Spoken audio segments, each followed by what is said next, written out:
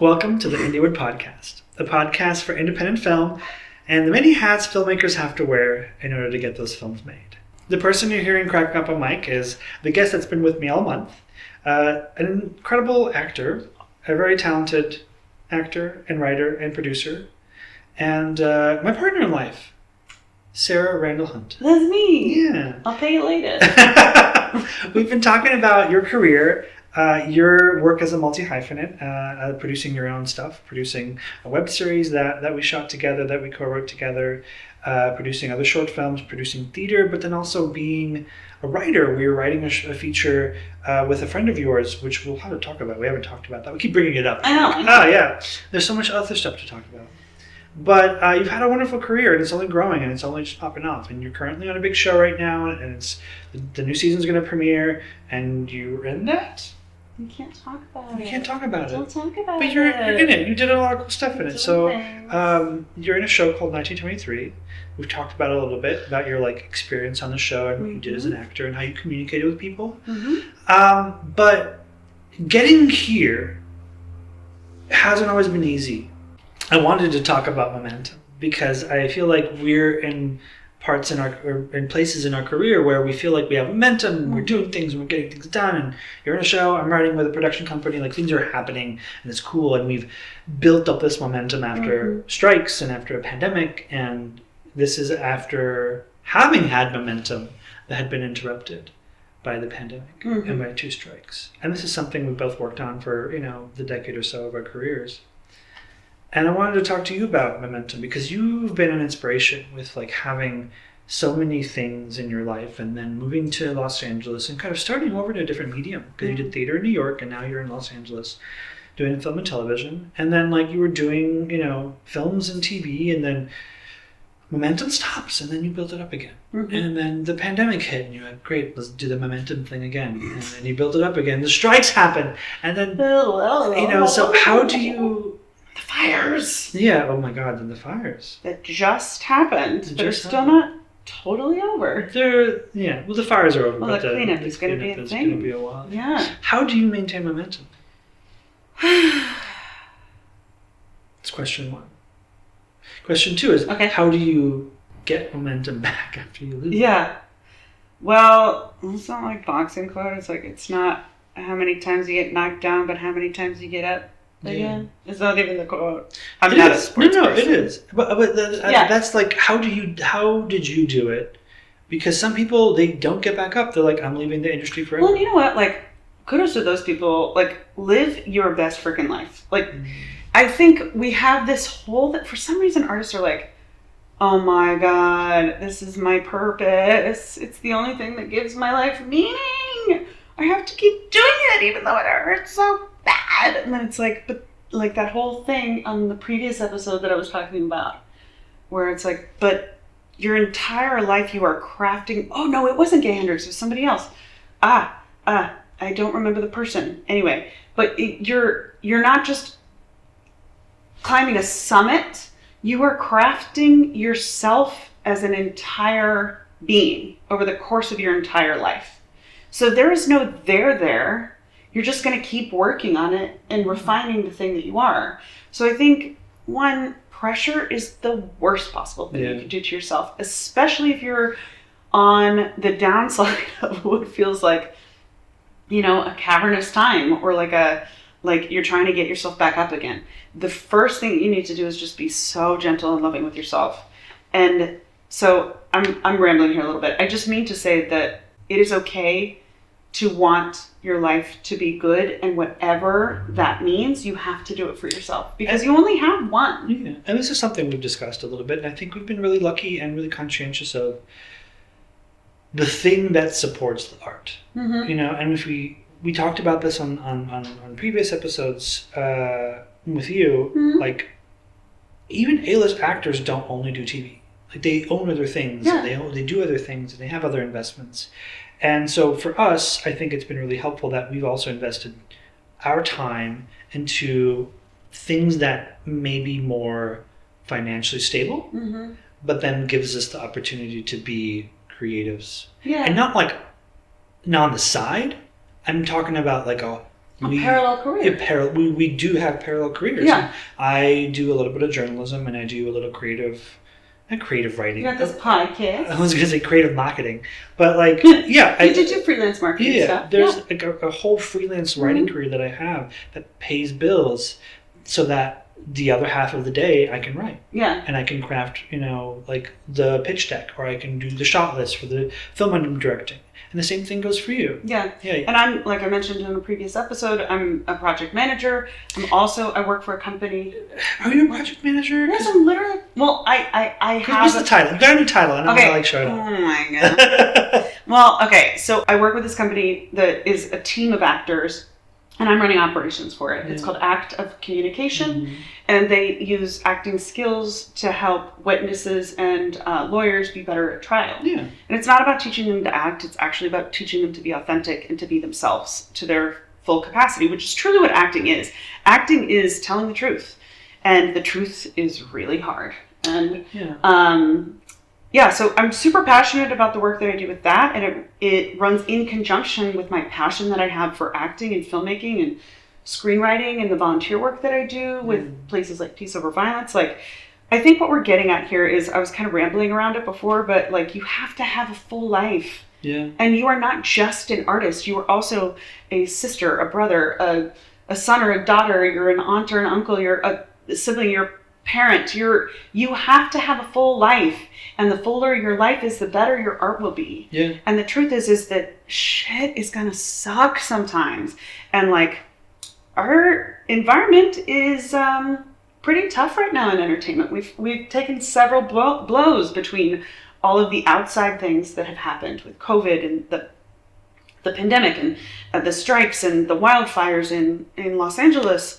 And I think fortitude has to do with not just getting up when you fall down, but also taking a moment to just recover and to take care of yourself and to like lick your wounds and then like feel your feels and like not be in a rush.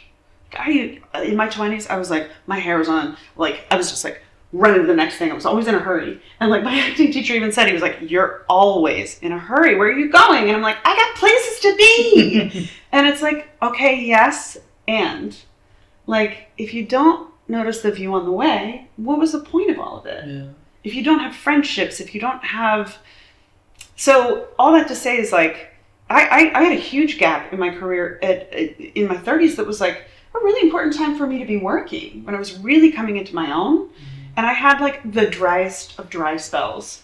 And this is on that cusp of like me moving to Los Angeles. I had worked a little bit, and then I had a period that was a dry spell while my confidence was also suffering of like, oh, I really don't know how to act on camera. Mm-hmm. I just really don't. And it's funny how that paralleled the results, right? Which I think that was a lot about mindset for me. And I think I had to go through it, because on the other end of it, I worked through a lot, and I earned my stripes with myself, which I think was the most important thing. And on the other end of it, I wouldn't say I'm like cocky about but I feel confident in what I can accomplish when I come together with other people. And I think that, there was a lot of stuff, like we met romantically, and then like that was the best thing that had happened to me in a little while. And then I had some other really terrible personal things happen, and then the pandemic hit. And it was like one thing after another. So I think resiliency isn't necessarily just like keep it on. It's more of that like hand slappy thing. That's that. The true thing that you do when stuff gets hard is go inside and take care of that first. Find stability, find ground, literal or just metaphorical, that you can root to. I literally and in my hardest moments, I have a friend who's very spiritual. She was like, go hug a tree. And let me tell you, it feels great. Forest bathing, they're calling it now. Forest bathing? Forest bathing. I remember when I was growing up, someone hugged trees and then she talked to grass. That girl's an environmentalist. Yeah. Well, probably.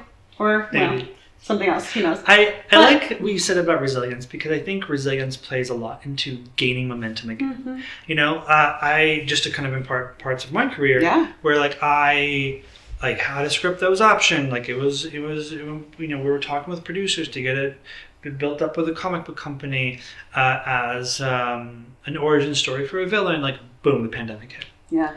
And I think if I didn't have the resilience to be confident in myself, my creative career, my stability, like financial stability, and also like just emotional stability. Yeah. I don't think I would have come back to writing. Yeah. Because I lost all this momentum. Yeah. I invested so much time into like grad school, into my writing, and then it was just gone. Mm-hmm. And not that like the pandemic was over, people came back, there was just nothing. And so I had to start from scratch. Yeah. But now without rep, which was really tough. Yeah. And having resiliency in craft, self, financially was so important.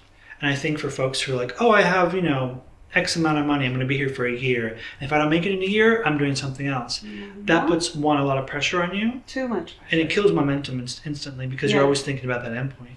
Yeah. And what if it takes 2 years?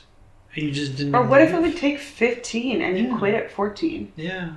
My acting teacher used to always say, don't give up until the miracle happens. Don't give up right before the miracle happens. That's what he actually would say. And I just love that. And the truth is, at the end of the day, this is a job. Yeah. It's not who you are as a person. It is an extension of who you are as a person. Everything we do is an extension of who we are as people, right? The way you do anything is the way you do literally everything. And it is super meaningful work, and I truly believe that art can change the world, which is why I want to be an artist. Mm-hmm. And I think it can change the world for the better. I think it create human connection. I think it can create humor for us to get through really crappy times. I think it's hope. Creation is hope. Yeah. And I think regardless of like whether you need to take a pause on your stuff, go home for a little bit, you are always an artist. Whether or not you have that external validation or not. I think there's a different fabric that artistic people are made up of. And that is just who you are. But you and your job are not equal. You are not the same thing. And you have to nurture who you are as a person. And as I mentioned in like the first episode, like my relationship to myself was something I had to do a lot of work in therapy. And then beyond therapy, it was like deeper than that. Like I had understood why I talked to myself that way. But then I needed to like goose myself up to not do that anymore. And so I'm still working on having a consistent meditation thing. But like journaling the artist way was super helpful for me. I highly recommend anyone who's looking for some kind of peace or comfort to turn to the artist's way. And you kind of never know what direction your life is going to take. And if you don't take beats to have space in your career, which are normal and healthy, that even in regular times, I bet if you talk to an actor or a writer or director who was working like in the 90s or in the 50s, they would say the same thing. Yeah, they would. Like even just using the World War II happened right before all of that crap. And then, there's always going to be stuff outside of your control happening. You have to be able to be fed, housed, watered, sunlighted. You're a plant. Loved. You are a plant. Yeah. Loved, whether that be yourself or other people, both is preferable. And I think somebody listening is going to be like, oh, so you just mean get another job. And if you want to look at it just like really bare bones, like, yeah, I guess on some level, sure, that's what it means. But I think it combines everything we've talked about with you on this pod and all the episodes before. It's a combination of like all those things. So like we had an actor who was on a web series who him and his wife like own a wine bar. Yeah. There's an actor that I know in Seattle who I worked with back in like 2005 who was in an indie film out there. Like he runs a screenwriting competition and he's partnered with a huge festival here in Los Angeles. Yeah. Like he's still acting, not as like a side gig. That's his job. Yeah. He just has this other job. And I guess what I'm trying to say is, don't put pressure on the creative arts to be your sole provider. Spread out. You are other things that you can do. And I also I so passionately reject the idea of a tortured and poor artist. Yeah. I don't. No, that is so. I don't know where that started, but we're not doing it anymore. New York. No, it's older than that. It's very old. Yeah. But I think and Elizabeth Gilbert has an incredible book called Big Magic. If you haven't read it, I highly recommend it. That's very inspirational. And she talks about keep your day job. Yeah. And she kept her day job for long into, I think.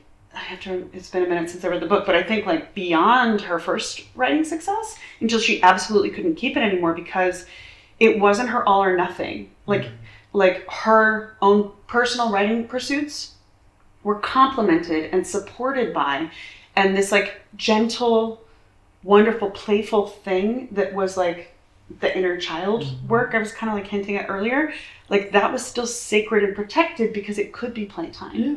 And then outside of that, she knew she could feed herself, house herself, water herself. It's so important. Go out to dinner with some friends every once in a while. If you feel like you can go out to dinner, and let's say dinner is $50, and you can put down your card or put down cash or whatever kind of currency you have, and not feel like that hurts, that can go so far to helping build up momentum. Yeah. So it's counterintuitive because I think a lot of people too are I'm going to save up $20,000 or whatever, move to Los Angeles and just never get a day job. Yeah. It's well, okay. That would be amazing. There are people this happens to. Mm-hmm. I don't want to negate that, but what I do want to say is that if you're in it for the long haul, you have to look at it like the marathon, right? Not a sprint. And I do want to say that it doesn't mean you have to come here and get a restaurant job or work at a coffee shop.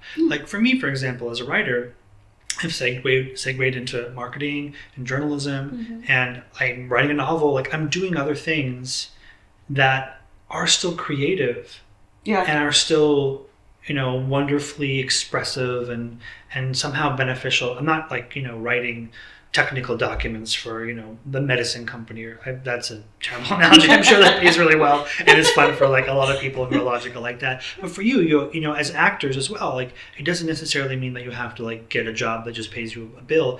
Do things with your acting that they're important. And I don't know one creative person who has one creative interest. I don't know a single one. Every single I know somebody who's a painter and also a writer, and I know one who's a writer, photographer, producer, actress. I know another. It's just, it's all an extension of life enjoyment and if it's not, it doesn't have to always be enjoyable, but I think it can be purposeful. But I think we're so hard on ourselves by and large as a group. And I think there's got to be a lot of grace for the state of the entertainment industry. Who knows what's going to happen with the wildfires and how all that happened and all of the families that were impacted by that. And my heart goes out to the people who lost their homes, and unbelievable, the amount of love and support and technical acumen of the firefighters and first responders and all of the people who came together to fix this problem. But we've got some stuff to do too to recover from that. Not only, and prior to that, we have a new tax credit in California, but there's a lot of stuff moving overseas. And so what's going to happen? And the truth is, stuff's going to keep happening. So you got to kind of stay in your lane, demoisturize, keep moving. Yeah. Stay in your lane, stay moisturized, keep doing your art. That's all you can really do. That's all you can really do. Sometimes I get super keyed up about things and really passionate about big ideas, and it's okay, that's great, but where am I putting that energy? Yeah. Am I just diffusing it? Or just sitting here and going on Instagram being what is all of this? Or am I just going to be okay, let me put it into some art? And that's the thing. The highest vibrational energy is creation. Yeah. Well, speaking of creation, and when you have momentum again, for example, recently I returned to a big show, 1923. We won't talk about it because it's going to premiere soon. You should go watch it. It's awesome. Sarah's in it, maybe. But I wanted to ask you, when someone gets a show like this, what is the best, maybe not the best way, I don't know if that's the right language, but what is a good way to capitalize on the momentum? Not only like financially, but also mentally and creatively and spiritually. Like, how do you take something like this and go, let me just use this as a swing to knock this ball out of the park? Yeah, I will say, the way you talk to yourself when things are down is exactly the way you talk to yourself when you're walking into something good happening. So you got to talk to yourself really positively, and it's really normal to get, there's this concept called the upper limit problem that is, look, Gay Hendricks, you need to pay me residuals for how much I'm talking about your book, okay? Because let me tell you, it's amazing, but I'm talking about it a lot. But an upper limit problem that people have, and that we all, in the concept of it is basically we all have this idea of the thing that we think is the maximum we deserve, right? So when I would think, check yourself for that, make sure that you are not creating limitations for yourself, given the good news that's happening, and accept all of the good news coming your way. That's the first thing. The second thing is don't be thinking about the thing that's happening. Be thinking about, I almost like, when I've been prepping for stuff in the last year, I've been like, okay, I can't think too much about how excited I am about this because that might stress me out. So I have to put my head down and go, okay, like, none of that's my responsibility. My responsibility is to show up on set and do a good job, a job that I feel proud of. And that's the only thing I have any control over, right? I don't have any control about how anybody else feels about it. I just have to feel good about my preparation and how I showed up for myself and other people. And then, again, stay in your lane, because like, just keep doing that exact thing, I would say. Auditioning. Because you have to keep auditioning. You have to think like, okay, so something has happened, and good news, you have to let good news in too. I think we don't celebrate good news enough. I think we need to, like, you know, anytime something good's happened, you have to like dance about it, you know? Yeah, and then I think about what's next, you know, and put your energy into that instead of fantasizing about the ways it could go wrong or the way it could, because the thing that I have really learned in my personal journey is that thoughts expand into things. And if you are not thinking joyfully and positively and hopefully, you're going to manifest that nasty thought that you had if you think about it too much. Yeah. And we're not saying that, like, you know, oh, you think about $1 million and poof, $1 million is going to magically appear in front of you. But you are setting yourself up. You know, if you think negatively about yourself, you are creating a path for yourself that will lead to some negative things. And the opposite is true. Yeah. Set yourself up for positivity and keep thinking about the next step, the next project, the next collaboration. Like, bring that energy to the people you meet on set. Yeah. Bring that energy to the people you talk about about this project, you know, outside of the thing. And stay positive. And my heart goes out to anybody who's feeling like this is a hard moment, and maybe you just moved to Los Angeles, or maybe you just moved to New York.